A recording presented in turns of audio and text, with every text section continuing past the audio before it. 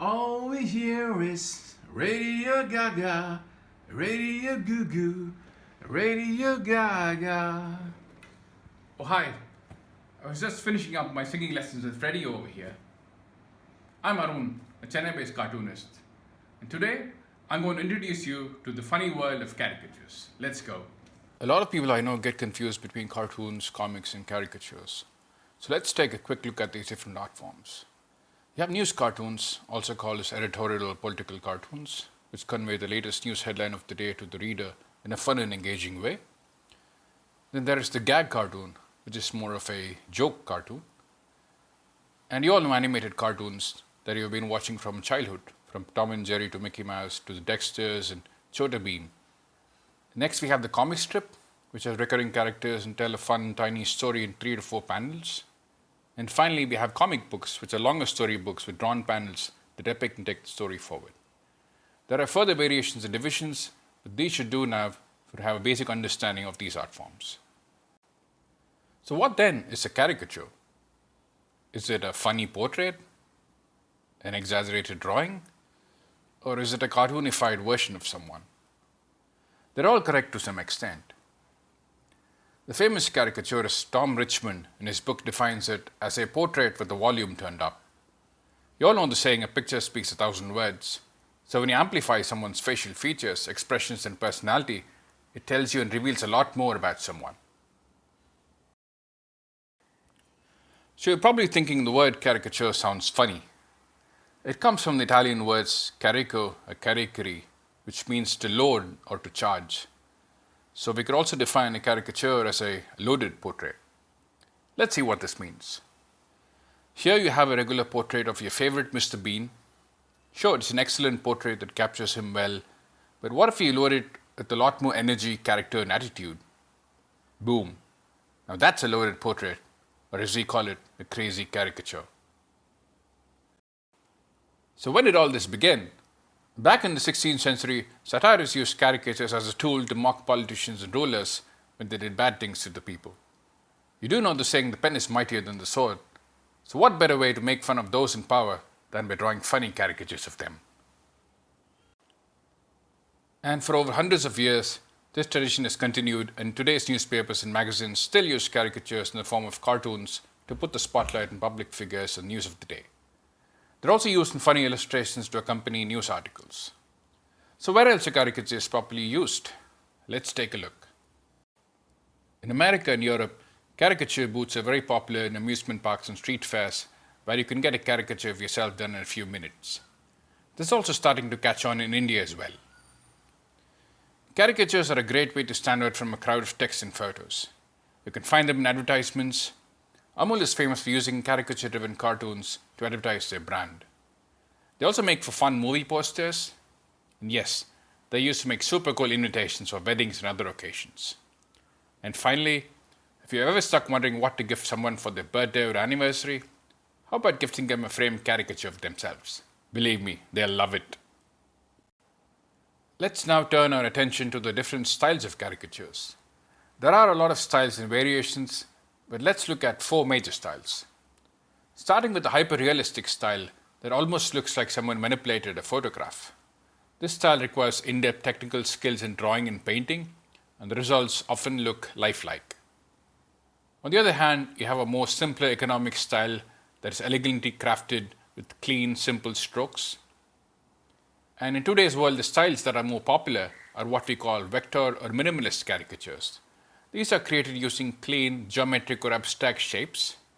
And if you push them even further, you have hyper-minimalist style where you don't even need to capture all the features, but yet manage to show the essence of someone that you can immediately recognize using a key shape or feature or an icon.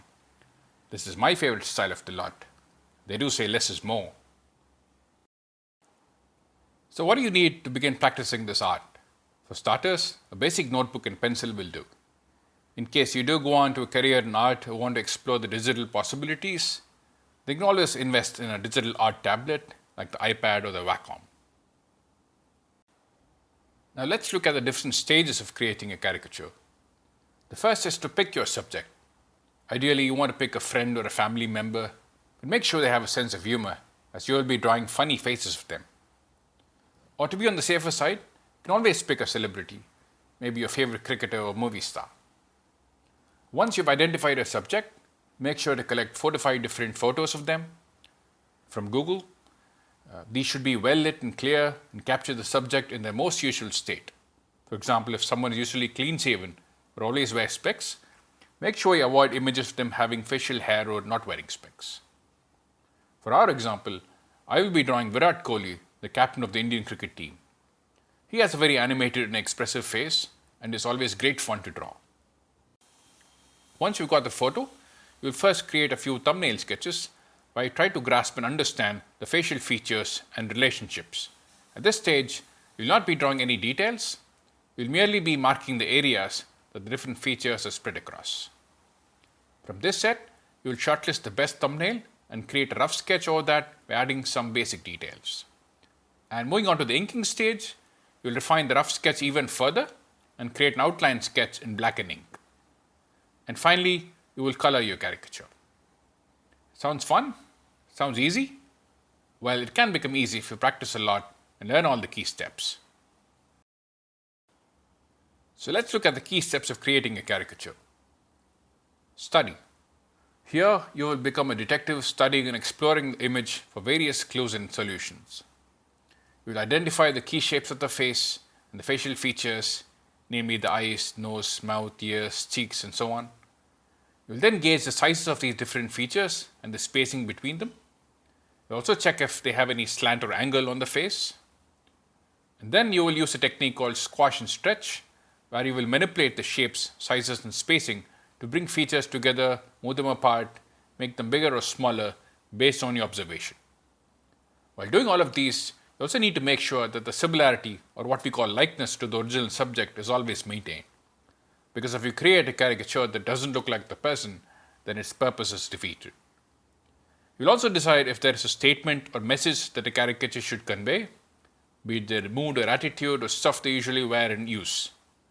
The last thing you'll worry about at this stage is style, because this is something that'll take quite some time to develop. Just like how your facial features are derived from your parents, your style when you start out will be influenced and derived from the different artists you like, follow, and learn from. And eventually, after enough practice, you'll start developing your own style. Let's quickly jump into the key shapes that make up the face and the different features. You have 3 major shapes: the circle, the square, and the triangle. Now, these can be squashed or stretched either vertically or horizontally to form new shapes, namely a rectangle and oval. And if you combine different shapes together, you also get some more new shapes. And when you study the subject's face, these are the shapes that you'll try to identify in your observation. Let's take an example of our earlier subject. I've collected 4 photos of Virat. I then tried to break down the different features to their corresponding key shapes. For example, the ear is a big oval, the hair is a triangle, the mouth is a trapezium, which is a combination of a triangle and a rectangle, and so on. So at this stage, you can also note down the key features that have a size that is larger or smaller than usual. So in Virat's case, he has a wide mouth, a long beard, big ears, very thick eyebrows, he has wide expressive eyes, and comparatively a smaller nose.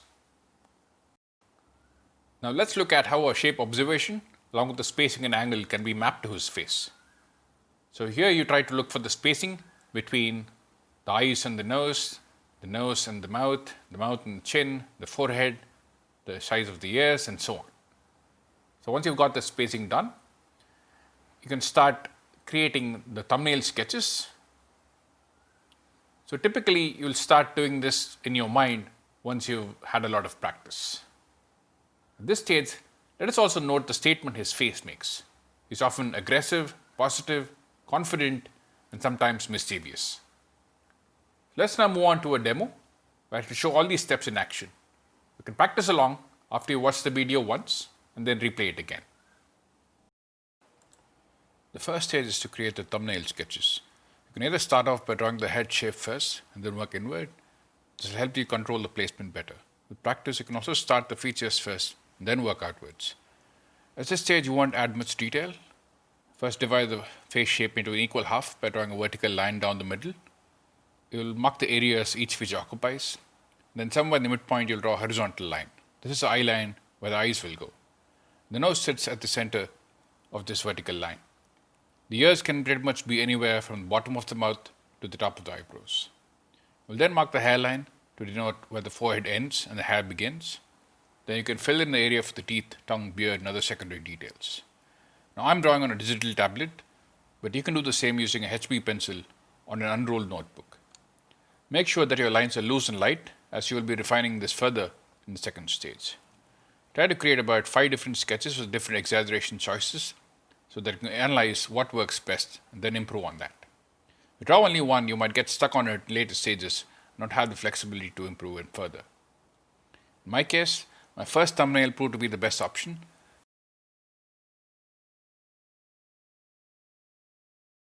Go to the rough sketch stage where I add some basic details. Again, I keep it light and loose and avoid making it too dark or heavy.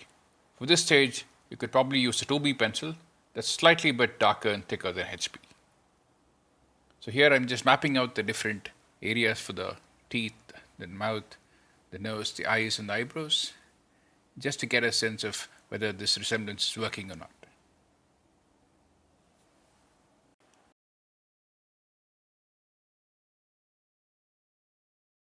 Now I've started inking my rough sketch with a thicker black pen.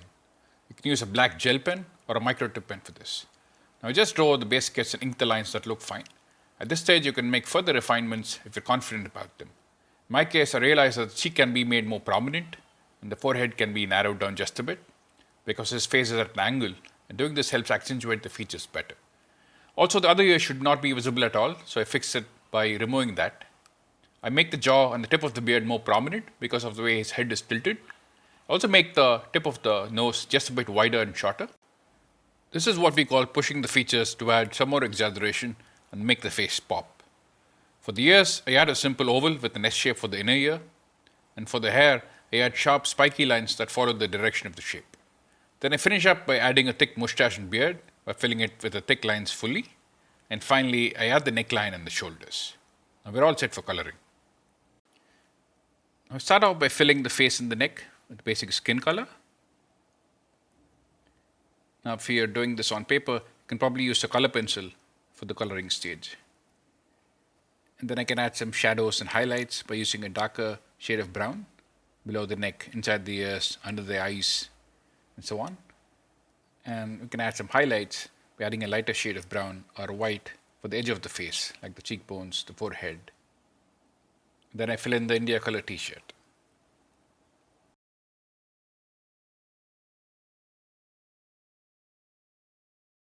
You can take your caricature one level further by adding the body, depicting action or a pose along with some props. I decided to show him eating a cricket ball for breakfast on the morning of a match, where he's already visualizing scoring yet another century. So where do you go to learn more about caricatures? These are some of the best books on the subject. You can check them out on Amazon. Or you can always visit these websites. They're all from my favorite cartoonists, whom I've learned a lot from. Or you can always Google or YouTube caricatures and you'll find different styles and artists. Then you can follow those that you like and enjoy. Or feel free to get in touch with me. In case you need further queries or guidance, I'd be glad to help you out. Before you go, I have some homework for you. Once you finish watching this video, pick a subject to caricature. It could be a friend or a family member or a celebrity. Draw a caricature of that person on your notebook using pencil and pen. Take a photo of it and mail it to me at this email ID, and I shall give you further tips and guidance if needed. So we've come to the end of this session. I hope you had great fun and hopefully I taught you something new. You can get in touch with me on Instagram or through email, and look forward to seeing your caricatures. Happy caricaturing.